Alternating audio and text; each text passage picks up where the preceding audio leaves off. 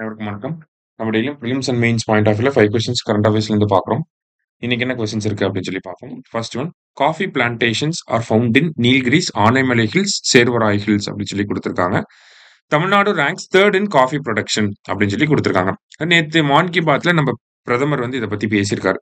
தமிழ்நாடு, கேரளா, கர்நாடகா எல்லாம் பாத்தீங்கன்னா coffee plantations வந்து அதிகமா இருக்கு. இந்தியாவோட காஃபி வேர்ல்டு ஃபேமஸா இருக்கு அப்படிங்கறதெல்லாம் சொல்லியிருப்பாரு. சரிங்களா? சோ அதுல அவர் சொல்லியிருப்பார். தமிழ்நாட்டுல நீலகிரி, ஆனைமலை, செர்வராய் மலை தொடர்கள் எல்லாம் இந்த காஃபி பிளான்டேஷன்ஸ் இருக்கு அப்படின்னு சொல்லியிருந்தாரு. அது மட்டும் இல்லாம கர்நாடகா வந்து ஃபர்ஸ்ட் பிளேஸ்லயும், கேரளா 2வது இடத்துலயும், தமிழ்நாடு 3வது இடத்துலயும் இருக்கு. ஓகேங்களா? காஃபி ப்ரொடக்ஷன்ல. ஓகேவா? போத் கரெக்ட் அப்படிங்கிறது தான் correct answer. Next one. Choose the correct statements about Vande Mataram. So Vande Mataram அப்படிங்கிறது நவம்பர் 7, 1875கள்ல வந்திருக்கும். கிட்டத்தட்ட 150 வருஷங்கள் ஆயிருச்சு. சரியா? அதனால நேத்து மான் கி பாத் ஸ்பீச்ல பிரைம் மினிஸ்டர் பேசின விஷயம் தான் இது. சரியா? வந்தே மாதரம் அப்படிங்கிறது பாத்தீங்கன்னா, it was written by Bankim Chandra Chatterjee. Okay, நமக்கு தெரியும். ஆனந்த்மத் நாவல்ல அவர் யூஸ் பண்ணியிருப்பாரு. இருந்தாலும் அதுக்கு முன்னாடியே இந்த வந்தே மாதரம் அப்படிங்கறத எழுதியிருப்பார்.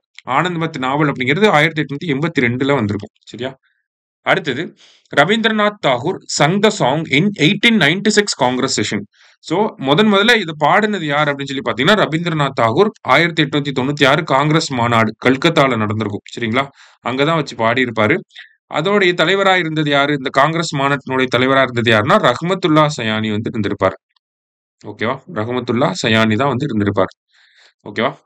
அடுத்தது, composed in Sanskrit, it was adopted as national anthem on January 24, 1950 அப்படின்னு சொல்லி கொடுத்திருக்காங்க. ஸோ தேர்ட் ஸ்டேட்மெண்ட் வந்து தப்பு. என்ன தப்பு அப்படின்னு சொல்லி பார்த்தீங்கன்னா, கம்போஸ்ட் இன் சான்ஸ்கிரிட் அப்படின்னு சொல்லி கொடுத்திருக்காங்க. ஆக்சுவலி நம்மளோட நேஷனல் சாங், அதாவது வந்தே மாதரம், சான்ஸ்கிரிட்டைஸ்டு பெங்காலி அப்படின்னு சொல்லி சொல்லுவாங்க, அல்லது சான்ஸ்கிரிட் அப்படின்னு எடுத்துக்கலாம் நம்ம. ஓகேவா? ஸோ இது கரெக்ட் தான். It was adopted as national anthem அப்படின்னு சொல்லி கொடுத்திருக்காங்க. இது தப்பு. நேஷனல் சாங் இது. சரியா? தேசிய பாடல் இது. தேசிய கீதம் இல்ல. சரியா? அப்ப நேஷனல் சாங்ன்னு வந்திருக்கணும். இங்க கீதம்னு சொல்லியிருக்காங்க. அதனால தேர்ட் ஸ்டேட்மெண்ட் தப்பு. சரியா? 1 and 2 மட்டும் தான் கரெக்ட். அடுத்தது, ISRO will launch the military communication satellite CMS-03 on November 2, 2025 அப்படின்னு சொல்லி கொடுத்திருக்காங்க. சோ ராணுவ தகவல் தொடர்பு செயற்கைக்கோளை நம்ம லான்ச் பண்ண போறோம். அதுக்கு இன்னொரு பேர் வந்து பாத்தீங்கன்னா GSAT-7R அப்படின்னு சொல்றாங்க. இதனுடைய எடை வந்து பாத்தீங்கன்னா 4400 கிலோ. ஓகேவா?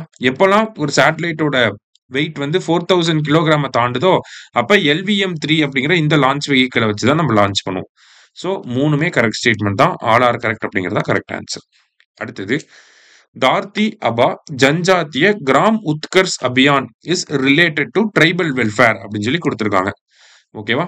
சோ ட்ரைபல் வெல்ஃபேரை பத்தி நமக்கு கொஸ்டின் கேட்டிருந்தாங்க. PM ஜுகா அப்படிங்கறத கேட்டிருந்தாங்க. எப்போ வந்துச்சுன்னா 2024ல.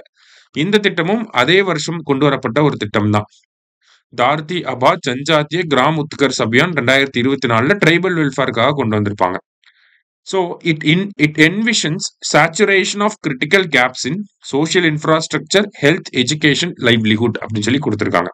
அதாவது சமூக உள்கட்டமைப்பு, சுகாதாரம், கல்வி, வாழ்வாதாரம் ஆகியவற்றில் உள்ள முக்கியமான இடைவெளிகளை குறைப்பதை இது நோக்கமாக கொண்டுள்ளது அப்படின்னு சொல்லி கொடுத்திருக்காங்க. கரெக்ட் தான். ஓகேவா? இந்த ஸ்கீம் அதோட அப்ஜெக்டிவ் அப்படிதான் குரூப் 1 எக்ஸாம்ல கேட்டாங்க. PM ஜுகா ஸ்கீம் பத்தி கொடுத்துட்டாங்க. அதோட அப்ஜெக்டிவ் என்ன? சமூக பொருளாதார முன்னேற்றம், socio economic development of tribals, அததான் கேட்டிருந்தாங்க. ஸோ ஸ்கீம் என்ன, அப்ஜெக்டிவ் என்னன்னு தெரிஞ்சுக்கிட்டா போதும். சரியா? போத் கரெக்ட் அப்படிங்கிறது தான் correct answer.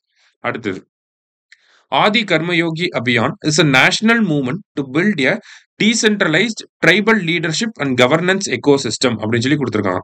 So tribal leadership ரிலேட்டடா இருக்கக்கூடிய திட்டம் என்ன அப்படின்னு சொல்லி கேட்டாங்கன்னா, ஆதி கர்மயோகி அபியான் அப்படிங்கிற இந்த திட்டம். சோ ஆதி கர்மயோகி அபியான் அப்படிங்கிற இந்த திட்டத்துக்கு கீழே ஆதி கர்மயோகி, ஆதி சஹ்யோகி, ஆதி சாத்தி அப்படிங்கிற 3 பில்லர்ஸ் வந்து இருக்கு. சரியா? 3மே கரெக்ட் தான். ஏன் இதெல்லாம் நம்ம பாக்குறோம்னா, நவம்பர் 15 வந்து பாத்தீங்கன்னா நேஷனல் ட்ரைபல் பிரைடு டே அப்படின்னு சொல்லி சொல்லுவோம். சரிங்களா? அதாவது ஜன்ஜாதிய கௌரவ திவாஸ் அப்படின்னு சொல்லுவோம். இது யாரோட பிறந்த நாள்னா, பிர்சா முண்டாவோட பிறந்த நாள். சரிங்களா? சோ பிர்சா முண்டாவோட பிறந்த நாள் வந்து 150 வருஷம் ஆயிடுச்சு. அதாவது 150th ஆனிவர்சரி வந்து இந்த வருஷத்தோட முடியுது. அதனால இந்த ட்ரைபல் ரிலேட்டடா இருக்கக்கூடிய திட்டங்கள்லாம் அதனாலதான் எக்ஸாம்ல கேட்டாங்க. அதனாலதான் நம்மளும் இங்க பாக்குறோம். சரியா? இதை தாண்டி இன்னொரு விஷயமும் இருக்கு. ட்ரைபல் வில்லேஜ் டாக்குமெண்ட் அப்படின்னு சொல்லி ஒரு டாக்குமெண்ட் இருக்கு. சோ ட்ரைபல் வில்லேஜஸ்ல இன்ஃப்ராஸ்ட்ரக்சர் டெவலப் பண்றது, அந்த மாதிரியான விஷயங்கள். அதுக்கு டார்கெட் இயர் என்னன்னா 2030. சரியா? இது எல்லாமே ட்ரைபல்ஸ் ரிலேட்டடா நம்ம தெரிஞ்சுக்கணும். ஸோ இன்னைக்கு முக்கியமான கொஸ்டின்ஸ வந்து பார்த்திருக்கோம். நன்றி. சுரேஷ் IAS அகாடமி வெற்றியின் முகவரி.